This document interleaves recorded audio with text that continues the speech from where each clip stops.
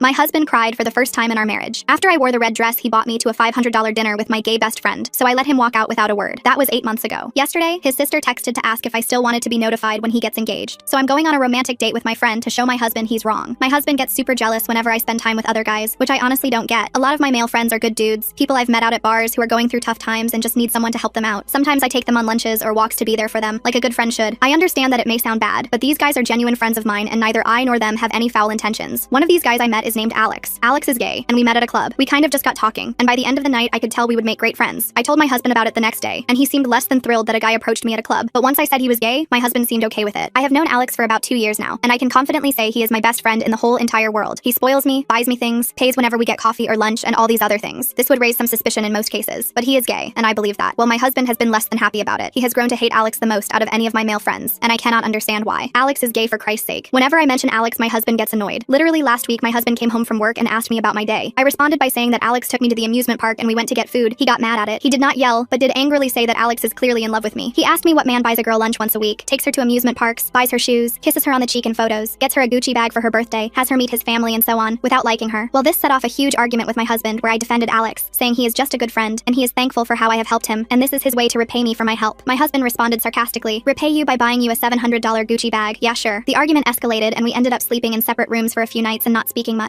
A few days later, my husband came to me and apologized, saying he was sorry for losing his cool, but my relationship with Alex makes him uncomfortable, and that Alex is clearly not gay, but pretending to be so he can get closer to me. I told my husband I understood his concerns, and told him I had set up something to prove him wrong. My husband looked confused and asked me what I had done. I told him that yesterday I thought long and hard about what he said, and that I came to the conclusion that I can see why my husband feels the way he does regarding Alex. So to prove to my husband that there is nothing going on between us and that Alex has no intentions, I invited Alex out on a romantic dinner date. I told my husband that I will dress very nicely and see how Alex acts. My husband blew up at me, calling this emotional cheating and that this is unacceptable, that this is me showing Alex that I am indeed interested and enabling his pursuit. I told my husband he is being ridiculous, and that I'm doing this to prove to him that Alex is not into me, which is something that I know, but he clearly does not. He stormed out of the room again. This happened yesterday, and the dinner is today. Alex texted me a few hours ago if we could spend some time together after the dinner too, as he needs to get something off his chest, and would really appreciate me being there. I told him of course I could, so we're going back to his to discuss whatever is on his mind after the dinner. I told my husband this earlier, and this time instead of exploding, I saw him cry. This is the first time I have ever seen my husband cry in front of me, and it is over my gay best friend wanting me to be there for him. I tried to talk to him, but he told me to leave him alone. It's now a few hours until the date, and my husband refuses to speak to me. However I'm going, whether my husband likes it or not, it's for his own sake. I stared at my reflection in the bathroom mirror, applying the final touches of mascara. The red dress I'd chosen hugged my curves perfectly, and I'd spent extra time on my hair, letting it fall in soft waves past my shoulders. My hands moved automatically, adjusting the necklace Alex had given me for Christmas last year. The diamond pendant caught the light, sparkling against my skin. The bedroom door remained closed. Davis hadn't come out since our conversation earlier. I grabbed my purse from the dresser, checking to make sure I had everything. My phone buzzed with a text from Alex confirming our reservation at Le Bernardin, the fancy French restaurant downtown. He'd made the reservation weeks ago apparently, which struck me as odd for a casual dinner between friends. I knocked on the bedroom door before leaving. No response. I pressed my ear against the wood and heard nothing. Maybe he'd fallen asleep. I left a note on the kitchen counter explaining I'd be back late and not to wait up. The Uber ride to the restaurant gave me time to think about Davis's reaction. His tears had caught me off guard. In 5 years of marriage, I'd never seen him break down like that. Not when his father died, not when he lost his job last year, but this somehow had pushed him over the edge. I shook my head, frustrated by his inability to trust me. Le Bernardin was exactly the kind of place Alex loved, dimly lit with candles on every table, soft jazz playing in the background. The hostess led me to a corner booth where Alex was already waiting. He stood when he saw me, his eyes widening as they traveled from my face down to my heels. Sarah, you look absolutely stunning, he said, pulling me into a hug that lasted a hit too long. His cologne enveloped me, the same expensive scent he always wore. He pulled out my chair before sitting across from me. The waiter appeared immediately with champagne. Dom Perignon, I noticed from the label. Alex must have ordered it ahead of time. He raised his glass, his green eyes locked on mine. To us, he said, clinking his glass against mine. I took a sip, the bubbles tickling my nose. Alex had already ordered for both of us. He knew my preferences after 2 years of weekly lunches. The appetizers arrived quickly. Oysters for him, escargot for me. He watched me eat with an intensity that made me shift in my seat. You seem nervous, he observed, reaching across the table to touch my hand. His fingers were warm against mine. Just thinking about Davis, I admitted, pulling my hand back to reach for my water glass. We had another fight about you. Alex's jaw tightened slightly. He still doesn't trust me? He thinks you're pretending to be gay to get close to me. I laughed at the absurdity of it. Can you believe that? Alex didn't laugh. He took a long sip of champagne, his eyes never leaving my face. And what do you think? I think my husband is being ridiculous and jealous. You're my best friend, Alex. Nothing more, nothing less. The main courses arrived. Lobster thermidor for me, duck confit for him. Alex had ordered a bottle of wine to pair with the meal, something French and expensive that he pronounced perfectly when the sommelier presented it. Throughout dinner, he kept finding reasons to touch me, brushing my hand when reaching for the salt, his knee pressing against mine under the table. Remember when we first met? Alex asked suddenly, swirling the wine in his glass. That night at the club? Of course. You saved me from that creepy guy who wouldn't leave me alone. I watched you for an hour before that, he admitted. You were dancing with your friends, laughing. You had on this silver dress that caught the light every time you moved. I knew I had to talk to you. Something in his tone made me pause mid-bite. The way he was looking at me now, with such intensity, such focus. I pushed the thought away. Alex was gay. He told me about his ex-boyfriend, about the clubs he went to in the village. This was just how close friends talked. That's sweet, I said, trying to keep my voice light. I'm glad you did. I don't know what I'd do without you. You'd never have to find out, he said quietly. The waiter cleared our plates and presented the dessert menu. Alex ordered chocolate souffle for 2 without asking if I wanted to share. When it arrived, he insisted on feeding me the first bite, his eyes darkening when I licked a bit of chocolate from my lips. We should probably get the check, I said, suddenly aware of how intimate this all felt. The candlelight, the champagne, the way Alex hadn't stopped staring at me all night. What's the rush? He signaled for more wine. Davis isn't expecting you back anytime soon, is he? No, but you said you had something you wanted to talk about. Something important? Alex's expression shifted, becoming almost vulnerable. I do, but not here. Let's go back to my place, like we planned. I have something to show you. He paid the check without letting me see the total, though I caught a glimpse. Nearly $500 for one meal. The valet brought his car around, the same black Mercedes he'd bought last year. He opened my door, his hand on the small of my back as I slid into the leather seat. The drive to his apartment was quiet, except for the soft classical music playing through the speakers. Alex kept glancing at me, his hands gripping the steering wheel tighter than necessary. When we stopped at a red light, he turned to face me fully. Sarah, I need to ask you something, and I need you to be honest with me. Of course. Why did you really ask me to dinner tonight, and why did you dress like that? I felt heat rise to my cheeks. I told you, to prove to Davis that there's nothing between us, that you don't see me that way. And if I did, see you that way? The light turned green before I could answer. Alex accelerated, taking the turn to his building's parking garage sharper than necessary. My heart was pounding now, Davis's words echoing in my head. But no, this was Alex. Gay Alex who'd held me while I cried about work stress, who remembered how I took my coffee, who sent me funny memes throughout the day. His apartment was on the 15th floor, overlooking Central Park. I'd been here dozens of times, but tonight felt different. Alex poured 2 glasses of wine from a bottle that was already open on the counter. His hands shook slightly as he handed me mine. Sit, he said, gesturing to the couch. Please. I sank into the soft leather, hyper aware of how short my dress was when I crossed my legs. Alex sat beside me closer than usual, our knees touching. He set his wine down without drinking it and took both my hands in his. Sarah, I've been wanting to tell you something for a very long time, but I was scared. Scared of losing you. Scared of ruining what we have. My mouth went dry. This wasn't happening. This couldn't be happening. Alex, please let me finish. His grip on my hands tightened. When I met you that night at the club, I was immediately drawn to you. Not just because you're beautiful, though God you are, but because of your laugh, your kindness, the way you light up when you talk about things you're passionate about. I tried to pull my hands away, but he held firm. My heart was racing now, panic setting in. You're gay, I said weakly. You told me about James, about the breakup. Alex's laugh was bitter. There was no James. There was never any boyfriend. I made it all up. The room spun. I yanked my hands free and stood, nearly knocking over my wine glass. What? He stood too, reaching for me. I knew you were married. I saw the ring, but I also saw how he didn't appreciate you, how he took you for granted. So I told you I was gay, knowing it was the only way you'd let me get close to you. You lied to me? For 2 years? I didn't mean for it to go on this long. I thought maybe your marriage would end naturally, or that you'd develop feelings for me despite thinking I was gay. Every gift, every lunch, every moment we spent together, I was trying to show you how much better I could treat you. I backed away, my heel catching on the rug. Alex steadied me, his hands on my waist. We were close now, too close. I could smell his cologne, see the desperation in his eyes. Tonight, when you asked me to dinner, when you showed up looking like this, his voice was rough. I thought finally you were ready to admit what's been between us all along. There's nothing between us. I pushed him away, my voice rising. You're my friend, my gay best friend. This whole time, the full weight of Davis's words crashed over me. Every warning, every argument, every time he'd tried to tell me something was off about Alex. The expensive gifts, the constant attention, the way Alex always found excuses to touch me, to be near me. How had I been so blind? I'm in love with you, Sarah. I've been in love with you since that first night, and I think, deep down, you love me too. Why else would you come here tonight? Why else would you dress like that? Agree to dinner at the most romantic restaurant in the city? To prove my husband wrong. I was crying now, mascara running down my cheeks. To show him that you weren't interested in me. Oh God, Davis. I thought of him at home, crying for the first time in our marriage. He'd known. Somehow he'd seen what I'd been too stubborn, too naive to see. And instead of listening to him, instead of respecting his feelings, I'd done this. I'd gone on what was essentially a date with another man just to prove a point. Alex moved toward me again, but I grabbed my purse and headed for the door. He caught my arm before I could leave. Sarah, please, don't go. We can figure this out. I know you feel something for me too. All those lunches, all those times you called me when you were upset instead of talking to your husband. I wrenched my arm free. I have to go. I have to get home to Davis. He doesn't deserve you. And you do? You lied to me for 2 years. You manipulated me, made me believe we were friends when all along you were just waiting for your chance. That's not love, Alex.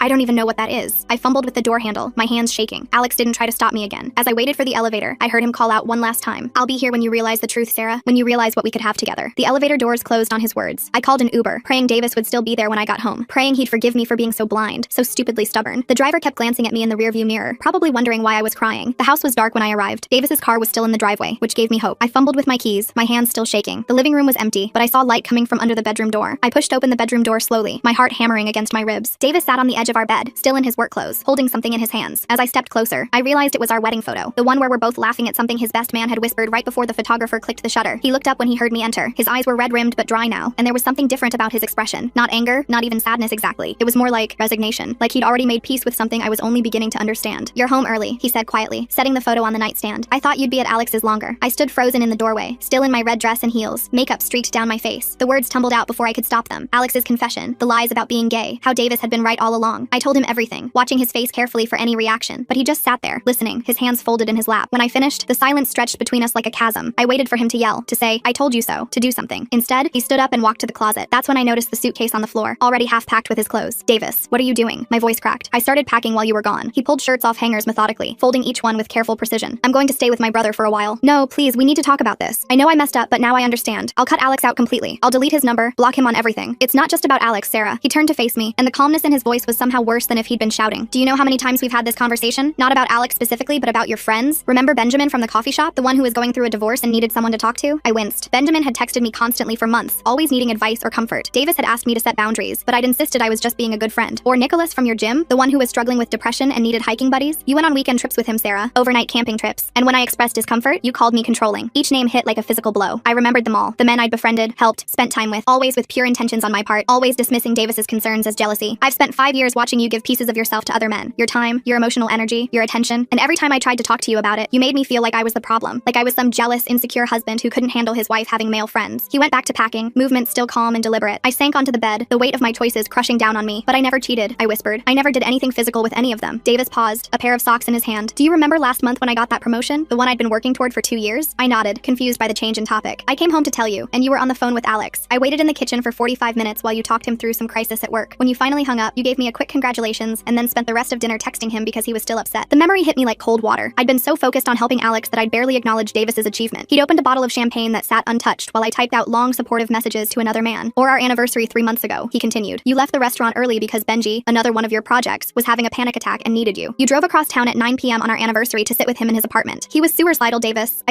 He wasn't suicidal, Sarah. His ex-girlfriend had started dating someone new. He was sad and wanted attention from a beautiful woman who would drop everything for him, and you gave it to him, like you always do. I wanted to argue, to defend myself, but the words wouldn't come. Because underneath my justifications, I was starting to see the pattern he'd been trying to show me for years. Davis zipped up the suitcase and set it by the door. Then he sat back down on the bed, not close to me, but not at the far edge either. I need you to understand something, he said. I'm not leaving because you went to dinner with Alex tonight. I'm leaving because you went to dinner with Alex tonight specifically to hurt me. You knew how I felt. You saw me cry, something I've never done in front of you before, and you still chose to go. Not because you believed it would help our marriage, but because you needed to be right. The truth of his words cut deeper than any accusation of cheating would have. I had seen his pain, his vulnerability, and I'd dismissed it. Worse, I'd used it as motivation to prove my point. I've been competing with these men for your attention our entire marriage, he continued. And I'm tired, Sarah. I'm tired of being made to feel crazy for wanting my wife to prioritize our relationship. I'm tired of watching you light up when they text but barely look up from your phone when I'm talking. I'm tired of being the bad guy for having boundaries. I reached for his hand, but he pulled it away gently. Please, Davis, give me another chance. I see it now. I really do. I'll change. The thing is, I believe you. I believe that right now, in this moment, you genuinely want to change. But in a week, maybe 2, someone new will need your help. Some guy at a bar will be going through a hard time, and you'll feel that familiar pull to be needed, to be the one who saves him. And we'll be right back here. He stood up, picking up his suitcase. I followed him to the living room, desperate to find the words that would make him stay. But what could I say? That I'd just realized I'd been emotionally cheating on him for years? That I'd prioritized the attention and validation I got from these men over my husband's feelings? That I'd been so addicted to being needed that I'd neglected the one person who needed me most? I love you, Sarah, Davis said at the front door. I've loved you since the day we met, but I can't keep fighting for a marriage that I'm the only one protecting. You've given so much of yourself away that there's nothing left for us. Where does this leave us? I asked, my voice barely above a whisper. I don't know. I need time to think, to figure out if I can move past this. And you need time to figure out why you do this, why you need this attention from other men so badly that you're willing to risk everything for it. He opened the door, then paused. For what it's worth, I'm sorry it took me crying for you to believe something was wrong. I should have been stronger about my boundaries from the beginning instead of letting it get this far. This isn't your fault. It's both our faults, Sarah. I enabled this behavior by staying and accepting it for so long. And you, well, you know what you did. After he left, I stood in the doorway until his taillights disappeared around the corner. Then I went back inside and did something I should have done years ago. I went through my phone and deleted every male friend I'd collected. Alex, Benjamin, Nicholas, Klaus, Jamie, and a dozen others whose names I'd saved with innocent labels like coffee shop guy or gym buddy. Each deletion felt like cutting away a piece of the identity I'd built. Sarah, the helpful one. Sarah, the savior. Sarah, who men trusted with their problems. But underneath that identity was an uglier truth. Sarah, who needed male attention to feel valuable. Sarah, who got a high from being desired, even if she never acted on it physically. Sarah, who was willing to hurt her husband repeatedly just to maintain her fantasy that she was being a good person. I called in sick to work the next day, and the day after that. I spent hours replaying conversations with Davis, seeing them through new eyes. The time he'd asked me not to have lunch with Benjamin anymore, and I'd accused him of being controlling. The way his shoulders would tense when my phone buzzed with another text from Alex. How he'd stopped planning romantic dinners because I so often had to leave early or cancel for one of my friends. On the third day, Alex showed up at my door. I saw him through the peephole, flowers in one hand, a Starbucks cup in the other, my usual order of course. He knocked for 10 minutes, called my phone 15 times, and finally left the flowers on the doorstep with a note I threw away without reading. My sister Catherine came by that evening. Davis had called her, worried about me being alone. She let herself in with the spare key and found me on the couch, still in the same pajamas I'd been wearing for days. Oh honey, she said, pulling me into a hug. I broke down completely, sobbing into her shoulder while she rubbed my back. After I'd calmed down enough to talk, I told her everything. Unlike Davis, she didn't hold back her judgment. I've been watching you do this for years, she said bluntly. Do you know how many times Davis has called me, asking if he was being unreasonable? The man was at his wit's end, Sarah. He loves you so much that he convinced himself he was the problem. Why didn't you say anything? I tried. Remember when I asked you about Benjamin? You told me I didn't understand because I was single. You said married people could have opposite sex friends without it being weird. She was right. I dismissed everyone who tried to warn me. Davis, Catherine, even Davis's mother, who gently suggested once that maybe I was being too generous with my time. The worst part, Catherine continued, is that you're not even a bad person. You genuinely thought you were helping these guys, but somewhere along the way, you got addicted to being needed, to being the cool wife who wasn't jealous or insecure, to proving you were different from other women. That hit home. I had prided myself on being the cool wife who trusted her male friends, who didn't buy buy into toxic jealousy, but I'd been so focused on that image that I'd ignored the actual toxicity in my behavior. Over the next week, the full scope of what I'd done began to sink in. Alex continued his bombardment. Flowers delivered to my office, which I had the receptionist throw away. Long emails about how Davis was controlling me, which I deleted unread. Even showing up at my gym, I switched locations. Each desperate attempt just reinforced how right Davis had been. This wasn't how a gay best friend behaved. This was how a man in love behaved. But it wasn't just Alex. Benjamin started texting, asking why I'd blocked him on social media. Nicholas called my office when he couldn't reach my cell. Even men I'd half forgotten about began reaching out, having noticed my sudden absence from their lives. The sheer volume of male attention I'd been juggling was staggering when I saw it all at once. I finally understood what Davis had been competing against. Not just one inappropriate friendship, but an entire network of men who'd been circling me like satellites, each one taking a piece of my time and emotional energy that should have belonged to my marriage. 2 weeks after Davis left, I started therapy. Dr. Catherine, I almost laughed at the name coincidence, specialized in relationship issues and didn't pull any punches. You've been having emotional affairs, she said during our first session. Multiple simultaneous emotional affairs. The fact that they weren't physical doesn't make them less damaging to your marriage. But I never saw it that way. I just thought I was being nice. Let me ask you something. How did you feel when these men texted you? When they told you their problems? When they said they needed you? I thought about it. Important. Valued. Like I was making a difference. And how did you feel when your husband needed you? The answer was uncomfortable but honest. Like it was an obligation. Like he should be able to handle things himself. So you gave your best emotional energy to strangers and acquaintances and gave your husband whatever was left over. Can you see how that would be painful for him? I could. God, I could see it so clearly now. We worked through my patterns over the next few sessions. My need to be seen as helpful, rooted in childhood experiences of only getting attention when I was taking care of others. My fear of being seen as jealous or insecure, which made me overcorrect in the opposite direction. My addiction to the excitement of new connections versus the routine of marriage. The irony, Dr. Catherine pointed out, is that in trying so hard not to be a jealous wife, you became something worse, an unfaithful one. Emotional infidelity is still infidelity. 3 weeks after he left, Davis agreed to meet me for coffee. He looked tired but healthier somehow, like a weight had been lifted. We sat at a corner table, the same coffee shop where I'd met Benjamin all those months ago. The parallel wasn't lost on either of us. I've been in therapy, I said without preamble. Individual therapy. To figure out why I do this, why I did this. He nodded, stirring his coffee. That's good. I've been going too, trying to understand why I let it go on for so long. I'm so sorry, Davis. Not just sorry I got caught or sorry you're hurt. I'm sorry for every time I chose them over you, for every time I made you feel crazy for having normal boundaries, for every moment I gave to them that belonged to us. I know you are, and I appreciate that, but sorry doesn't undo 5 years of patterns. We talked for an hour. I told him about cutting off all the men, about Alex's harassment, about the therapy. He told me about staying with his brother, about considering whether he wanted to try again or start fresh. Neither of us had answers, but at least we were talking. As we prepared to leave, he asked, "Do you understand now why I was so upset about Alex specifically? Because you could see what I couldn't, that he was in love with me. Not just that. Sarah, you dressed up for another man. You put on a sexy dress, did your hair and makeup, and went on a romantic date with someone who wasn't your husband. Can you imagine if I'd done that? If I'd told you I was going to dinner with a female friend in a suit and tie to prove she wasn't interested in me? The double standard hit me like a slap. I would have been devastated. I would have seen it as the betrayal it was. The fact that you thought he was gay doesn't make it better," he continued. "It makes it worse. Because it means you were so confident in your rightness that you were willing to hurt me just to prove a point. You saw me cry, Sarah, and you still went. There was nothing I could say to that. He was right. I'd seen his pain and chosen my pride instead." We left the coffee shop separately. Davis said he needed more time to think, to decide if our marriage was salvageable. I told him I'd wait as long as he needed, that I'd keep working on myself regardless of his decision. The next few months were the hardest of my life. I threw myself into therapy, into understanding and changing my patterns. I joined a support group for people with emotional infidelity issues. I read books about boundaries, about marriage, about the addiction to external validation. Alex finally gave up after 2 months of no contact, but not before sending one final email that Davis later told me he'd received a copy of. In it, Alex detailed our entire relationship from his perspective. Every lunch he'd seen as a date, every gift as a token of courtship, every late night conversation as building towards something more. Reading it through his eyes was horrifying. I'd been dating him for 2 years and hadn't even known it. Other men occasionally tried to reconnect. A new guy at work going through a divorce tried to befriend me, clearly looking for the same supportive attention I used to freely give. I politely declined his lunch invitation and kept our interactions strictly professional. It was hard, fighting against my ingrained pattern of wanting to help, but I did it. 4 months after our separation, Davis called. He was ready to talk about possibly reconciling, but with conditions. We'd need couples therapy. I'd need to continue individual therapy. We'd need to establish clear boundaries about opposite-sex friendships that we both agreed to. And we'd need to rebuild from scratch, not just try to patch over the problems. I agreed to everything immediately. Not because I was desperate, though I was, but because I recognized these as the boundaries that should have existed all along. The guardrails that protected a marriage from exactly what had happened to ours. Our first couples therapy session with Dr. McCatherine was brutal. Davis laid out 5 years of hurt in excruciating detail. Times I'd forgotten, patterns I hadn't seen, moments when he'd felt like a third wheel in his own marriage. I had to sit with it. Couldn't defend or justify or explain. Just listen and acknowledge the damage I'd done. But he also took responsibility for his part. For not establishing firmer boundaries earlier. For enabling my behavior by staying. For letting resentment build instead of addressing issues head on. We were both flawed people who'd created a flawed dynamic. Slowly, painfully, we began to rebuild. Date nights where phones stayed in the car. Long conversations about everything and nothing. Relearning each other without the constant interference of my collection of male friends. It was like dating again, except with the weight of shared history and hurt. The work was hard. There were setbacks. Moments when Davis's trust would falter. When he'd see me talking to any man and tense up. Times when I'd feel the old pull to help someone and have to consciously choose my marriage instead. We'd process these moments in therapy, using them as opportunities to practice new patterns. 6 months into reconciliation, we were at a restaurant when I saw Benjamin across the room. He was with a woman who looked like she was hanging on his every word, the same way I used to. He caught my eye and started to come over, but I shook my head slightly. He looked hurt, but returned to his table. Davis had seen the whole exchange. "Thank you," he said quietly, reaching for my hand across the table. "For what?" "For choosing us." It was such a small thing, not engaging with an old friend, but I understood what he meant. Every choice to maintain boundaries was a choice for our marriage. Every moment I didn't give away to someone else was a moment I invested invested in us. I stared at our joined hands across the table, the wedding ring on Davis's finger catching the restaurant's soft lighting. The metal looked duller than I remembered. Or maybe that was just my guilt talking. Around us, other couples chatted and laughed over their meals, oblivious to the fragile reconciliation happening at our corner table. The waiter approached with dessert menus, but Davis waved him off. We'd been coming to this place for our monthly check-ins, always sitting at the same table, always ordering the same meals. Dr. McCatherine had suggested establishing new rituals to replace old patterns, and this had become ours. I ran into Alex yesterday, Davis said suddenly, his grip on my hand tightening slightly. My stomach dropped. We'd been doing so well. 8 months into our reconciliation now. I'd maintained every boundary, attended every therapy session, rebuilt trust brick by careful brick. But Alex's name still had the power to make everything feel precarious. Where? I managed to ask, keeping my voice steady. The grocery store. He was in the wine aisle. Davis studied my face carefully. He asked about you. I pulled my hand back to take a sip of water, buying myself a moment. The old me would have asked what Alex said, how he looked, if he seemed okay. The old me would have felt that familiar tug of wanting to help, to fix, to be needed. But I wasn't her anymore, or at least, I was trying not to be. I hope you didn't engage, I said finally. Davis's expression softened. I told him you were doing well and walked away. He tried to follow me to the parking lot, but I just got in my car and left. Good. That's good. We finished dinner in relative quiet, both lost in our own thoughts. As we walked to the car, Davis's phone buzzed. He glanced at it and frowned. Everything okay? I asked. It's my brother. He wants to know if we're still coming to Emma's birthday party next weekend. Emma was Davis's 5-year-old niece, a whirlwind of energy who'd been one of the few bright spots during our separation. She'd been too young to understand why Uncle Davis was staying at their house for months, just excited to have him around for bedtime stories. Of course we're going, I said. I already bought her present, that art set she wanted. Davis smiled, the first genuine smile I'd seen all evening. She'll love that. She's been drawing on everything. Mom's walls didn't stand a chance. We drove home in comfortable silence, a vast improvement from the tense car rides of our early reconciliation. Back then, every quiet moment had felt loaded with unspoken accusations and barely contained hurt. Now, sometimes silence was just silence. At home, I changed into pajamas while Davis checked his work emails. I found him in his office, frowning at his laptop screen. Bad news? I asked from the doorway. The Peterson project is falling apart. Clients threatening to pull out if we don't meet their new timeline. He rubbed his temples. I might have to fly to Chicago next week. When? Wednesday through Friday. Maybe Saturday if things go badly. The old pattern would have been for me to barely acknowledge this, maybe offer a distracted "that sucks," while already thinking about which friend needed my attention. Now, I walked into the office and stood behind his chair, placing my hands on his shoulders. What can I do to help? I asked, meaning it. He tilted his head back to look at me, surprise flickering across his features. Even after months of change, he still seemed caught off guard when I prioritized him. Just this, he said, reaching up to cover one of my hands with his. This helps. The next morning, I woke to find Davis already gone. A note on his pillow explained he'd gone in early to start damage control on the Peterson project. I made coffee and settled into my own work-from-home routine, grateful for the flexibility my job offered. Around lunch, my phone rang. Unknown number. I almost didn't answer, but something made me pick up. Sarah, this is James Morrison. From college? I blinked, trying to place the name. James, tall guy from my economics class who'd always borrowed my notes. Hi, James. It's been, what, 7 years? About that, yeah. Listen, I know this is out of the blue, but I'm going through a rough divorce and someone mentioned you'd been really helpful when they were dealing with hard times. I was wondering if we could grab coffee sometime? I could really use a friend right now. The request was so familiar it made my chest tight. This was exactly how it always started. A man in crisis, needing support, reaching out to helpful Sarah who never said no. I could feel the old pull, the ingrained need to be the savior, the one who made everything better. I'm sorry you're going through that, James, I said carefully, but I'm not really available for coffee. If you need support, I'd recommend finding a therapist or joining a divorce support group. They have great resources these days. The silence on the other end stretched long enough that I wondered if he'd hung up. Oh, okay. I just thought, never mind. Thanks anyway. He hung up before I could say anything else. I set my phone down and took a deep breath. Dr. Catherine would be proud. Davis would be proud. More importantly, I was proud of myself. The week flew by in a blur of work deadlines and preparation for Davis's Chicago trip. I helped him pack, made sure his presentations were loaded correctly, even drove him to the airport Wednesday morning. Call me when you land, I said, kissing him goodbye at the departure gate. Always do, he replied, pulling me in for a longer hug. Love you. Love you too. The house felt empty without him, but not in the desperate way it had during our separation. This was just missing my husband, not drowning in the consequences of my choices. Thursday afternoon, I was deep in a spreadsheet when my doorbell rang. Through the peephole, I saw a young man, maybe mid-20s, holding a clipboard. Yes? I called through the door. Delivery for Sarah Mitchell? I hadn't ordered anything. Who's it from? Says here. Alex Brown? My blood ran cold. I'm not accepting any deliveries from that person. Please return it. Ma'am, I'm just the delivery guy. You'll have to sort it out with the sender. Then leave it on the porch. I'll deal with it later. I watched through the window as he set down a large box and left. For an hour, I just stared at it from inside, wrestling with curiosity and boundaries. Finally, I called Davis. Hey, he answered on the second ring. Everything okay? You sound stressed. Alex sent something. It's on the porch. I haven't opened it. I heard him sigh. What do you want to do? I don't know. Part of me wants to just throw it away unopened. Part of me thinks I should know what it is. What would Dr. Catherine say? I almost laughed. We'd started using that as shorthand for making healthy decisions. She'd probably say opening it gives him power, that the healthiest thing is to dispose of it without engaging. Sounds right to me, but it's your choice, Sarah. I trust you. Those 3 words hit harder than any declaration of love could have. After everything, Davis trusted me. I wouldn't betray that again. I'm throwing it away, I decided. Unopened. Good choice. Hey, I have to run to another meeting, but I'll call you tonight. Please. Good luck with Peterson. I hung up and marched outside, picked up the box without looking at it too closely, and carried it straight to the garbage bin. Whatever Alex thought he could accomplish with gifts, I wasn't interested. That chapter was closed. Friday evening, Davis called with good news. The client had agreed to a modified timeline. He'd be home Saturday afternoon instead of extending the trip. I spent Saturday morning cleaning, grocery shopping, and preparing his favorite meal. When I heard his key in the lock, I felt that flutter of anticipation that had been missing for so long in our marriage. He looked exhausted, but smiled when he saw me. Something smells amazing, he said, dropping his suitcase by the door. Lasagna, from scratch, not the frozen kind. He crossed the room and pulled me into a kiss that made my knees weak. Missed you, he murmured against my lips. Missed you too. We ate dinner while he filled me in on the Chicago drama, client tantrums, last-minute changes, a colleague who dropped the ball spectacularly. I listened, asked questions, offered sympathy in all the right places. It felt natural now, being present for him. Oh, I almost forgot, he said as we cleared the dishes. Mom called while I was at the airport. She wanted to confirm we're both coming to Easter dinner. I tensed slightly. Family gatherings were still fraught. Davis's family had been polite but distant since our reconciliation, clearly protective of him after what I'd put him through. Do you want me there? I asked carefully. Of course I do. You're my wife. He paused, studying my face. But if you're not comfortable? No, I'll go. I need to face them eventually. And I miss your mom's ham. He laughed. She'll be thrilled to hear that. She's been perfecting the glaze for weeks. Sunday was Emma's birthday party, held at one of those chaotic indoor play places that smelled like pizza and feet. Davis's brother David greeted us stiffly, but his wife Melissa gave me a genuine hug. Sarah, so good to see you. Emma's been asking if Aunt Sarah was coming all morning. Before I could respond, a tiny tornado in a princess dress slammed into my legs. Aunt Sarah, Uncle Davis said you got me a present. Can I open it now? Please, please, please. After cake, monster, David said, scooping her up. Go play with your friends. She wiggled free and ran off, leaving an awkward silence in her wake. David's jaw was tight as he watched me. David, Davis said, a warning in his tone. It's fine, I said quickly. I'll go help Melissa with the food. I spent most of the party in the kitchen area, arranging pizza slices and juice boxes. Other parents chatted around me, but I focused on being helpful without inserting myself into conversations. Old habits channeled into appropriate contexts. During cake time, Emma insisted I sit next to her. She chattered nonstop about kindergarten, her new bike, the boy who pulled her pigtails. I listened with genuine interest, marveling at how simple relationships could be at 5. Aunt Sarah? She said suddenly, frosting on her nose. Why did Uncle Davis live with us for so long? The table went quiet. I felt everyone's eyes on me, waiting to see how I'd handle this. Sometimes grown-ups need space to figure things out, I said carefully. But Uncle Davis and I worked really hard to fix things, and now we're better. Oh, like when I broke Mommy's vase and had to sit in timeout? Something like that, yeah. She seemed satisfied with that answer and went back to demolishing her cake. David's expression had softened slightly, and Melissa gave me an encouraging smile. The drive home was quiet, but not uncomfortably so. Davis reached over and took my hand at a red light. You handled that well. With Emma, kids are easier than adults. They don't hold grudges the same way. David will come around. He just needs time. I know. I'm not in any rush. I hurt you, which means I hurt your family. Trust takes time to rebuild. He squeezed my hand. Have I told you lately how proud I am of you? Of us? Not since Thursday, I teased. Well, I am. We've come a long way. Monday brought a new challenge. I arrived at work to find Benjamin in the lobby of my building looking haggard. I stopped short, my heart racing. Sarah, please, just 5 minutes. I need to talk to you. Benjamin, you need to leave. Now. I know you blocked me everywhere, but I'm desperate. My ex is trying to take the kids. She's saying I'm an unfit father and I don't know what to do. The old Sarah would have been sucked in immediately. Kids in danger? A father about to lose everything? But I recognize the manipulation now. The way he led with the most sympathetic angle. I'm sorry you're dealing with that, but I can't help you. Please don't come here again. I walked past him to the elevators, my hands shaking. He called after me, but I didn't turn around. Security would handle it if he didn't leave. My coworker Janet raised an eyebrow as I practically ran into the elevator. Ex-boyfriend? She asked. Ex-friend. Long story. Men are exhausting, she commiserated. If only she knew. I texted Davis about the encounter immediately. His response was swift. Are you okay? Do I need to come get you? I'm fine, just shaken. He caught me off guard. I'm proud of you for walking away. That couldn't have been easy. It hadn't been. Even now, part of me wondered if Benjamin really was about to lose his kids, but that wasn't my problem anymore. I had my own life, my own marriage to protect. The week progressed without further incident. Davis and I fell into our rhythms. Morning coffee together, texts throughout the day, dinner and conversation in the evenings. It wasn't perfect. We still had moments of tension, times when old patterns tried to resurface, but we caught them now, named them, worked through them. Thursday night, we were cooking together when his phone rang. He glanced at it and frowned. It's Alex. My hand stilled on the vegetables I was chopping. How did he get your number? He's had it from before, when he'd sometimes text to check if you were okay when you weren't answering your phone. Another boundary violation I'd been blind to. What friend texts your spouse to track you down? Don't answer it, I said. Wasn't planning to. He declined the call and blocked the number in one smooth motion. There, done. But Alex wasn't done. Over the next few days, he tried everything. Calls from different numbers, emails to Davis's work address, even a letter sent to his office. Each attempt was met with silence and blocking. We documented everything, just in case we needed a restraining order eventually. Saturday morning, I was gardening in the front yard when a familiar car pulled up. My heart sank as Alex got out, looking terrible. He'd lost weight, his usually perfect hair unkempt. Sarah, please. I know you don't want to see me, but I need closure. I stood up, keeping the garden bed between us. Alex, you need to leave. Now, just tell me why. Why did you ghost me? We were best friends. You were the most important person in my life because you lied to me for 2 years, because you pretended to be gay to manipulate me, because you tried to destroy my marriage. I never meant for it to go that far. I loved you so much. I still do. That's not love, Alex. Love doesn't lie. Love doesn't manipulate. Love respects boundaries. Davis appeared in the doorway, phone in hand. I'm calling the police if you don't leave in the next 30 seconds. Alex's face crumpled. This is what you want? This controlling, jealous man who isolates you from your friends? He's not isolating me from friends. He's protecting our marriage from someone who pretended to be a friend while actively trying to sabotage us. 20 seconds, Alex. Alex looked between us, seeming to finally understand he'd lost. Without another word, he got in his car and drove away. Davis came outside and wrapped his arms around me as I shook. You okay? Yeah, I think so. That was intense, but you handled it perfectly. We went inside and I made tea while Davis called the police non-emergency line to report the incident, creating a paper trail in case Alex escalated. The officer we spoke to recommended we consider a restraining order if he showed up again. That night, we lay in bed talking about everything and nothing. Davis played with my hair while I traced patterns on his chest. Both of us just grateful to be there, together, after everything. I love you, I said into the darkness. I love you too. Always have. Even when you hated me a little. He was quiet for a moment. I never hated you, Sarah. I hated what was happening to us, hated feeling invisible in my own marriage, but I never hated you. I hated myself for a while, after I understood what I'd done, but you changed. That's what matters. Sunday was Easter, and we drove to Davis's parents' house with a coconut cake I'd made from his grandmother's recipe. His mother, Linda, greeted us at the door with careful warmth. Sarah, the cake looks beautiful. Thank you for making it. Thank you for having me. The afternoon was filled with family, cousins I hadn't seen since before the separation, aunts who eyed me warily, uncles who made pointed jokes about marriage being hard work. I weathered it all, staying close to Davis but not clinging, helping in the kitchen without overstepping. During dinner, Linda surprised me by raising her glass. I want to make a toast, she said, to second chances and to the people brave enough to take them. She looked directly at me as she said it, and I felt tears prick my eyes. Davis squeezed my hand under the table. After dinner, I found myself alone with Linda in the kitchen, loading the dishwasher. I owe you an apology, I said quietly. She paused, a plate in her hand. For what? For hurting your son. For making you watch him suffer. For being too stubborn to see what was right in front of me. Linda set the plate down and turned to face me fully. We all make mistakes, Sarah. What matters is what we do after we realize we've made them. I'm trying, every day. I know, I can see it. Davis is happy again. Really happy. That's all I've ever wanted for him. She pulled me into a hug, and I let myself cry a little into her shoulder. When we pulled apart, she handed me a tissue with a knowing smile. Now, help me with this pie. David will eat the whole thing if we don't portion it out. The drive home was peaceful, both of us full of good food and family warmth. As we pulled into our driveway, I noticed something on the porch. Stay in the car, Davis said, but I was already getting out. It was a single rose with a note. I didn't need to read it to know who it was from. I'll get a restraining order filed tomorrow, I said, picking up the rose and dropping it directly into the garbage can. This has to stop. We'll go together, first thing in the morning. Inside, we went through our nighttime routine, Davis checking locks while I started the dishwasher, both of us moving around each other with practiced ease. In bed, he pulled me close, my back to his chest, his arm secure around my waist. Thank you, I whispered. For what? For giving us another chance. For believing I could change. For protecting us when I didn't know we needed protecting. He pressed a kiss to my shoulder. Thank you for proving me right. I smiled in the darkness. Tomorrow, we'd deal with restraining orders and Alex's escalating behavior. We'd continue therapy, keep working on our patterns, keep choosing each other over and over again. But tonight, in our bed, in our home, we were just Davis and Sarah, imperfect people who'd nearly lost everything and fought to rebuild something stronger. The work wasn't finished. It might never be completely finished. Trust, once broken, required constant tending. I thought about the woman I'd been a year ago, so certain she was right, so blind to the damage she was causing. I couldn't hate her. She was part of my journey, but I was grateful not to be her anymore. Davis's breathing evened out behind me, the steady rhythm of sleep. I matched my breathing to his, letting the peace of the moment wash over me. Outside, a car drove by, its headlights briefly illuminating our bedroom wall before moving on. The house settled around us with familiar creaks and sighs. In the morning, we'd face whatever came next together, but for now, this was enough. We were enough. The marriage we'd rebuilt from ashes was different from what we had before. Scarred but stronger, tested but true. I closed my eyes and let sleep take me. Davis's arm still wrapped protectively around me, his wedding ring cool against my skin. Some stories don't get fairy tale endings. Sometimes the best you can hope for is a second chance and the wisdom to not waste it. We hadn't wasted ours.